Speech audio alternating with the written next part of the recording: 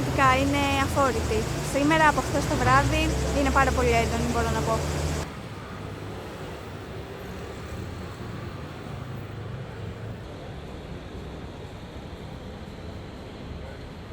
Δόξα τω Θεώ να λέμε, γιατί πήγε καλά μέχρι τώρα το... Γενικά ο Έλληνας έχουμε αυτή την τάση να παραπονιόμαστε ότι δεν ικανοποιούμαστε με τίποτε, αλλά νομίζω ότι είναι μια χαρά, δόξα τω Θεώ. Θα περάσει τώρα, λίγο έμεινε ακόμα και θα πάει καλά το πράγμα.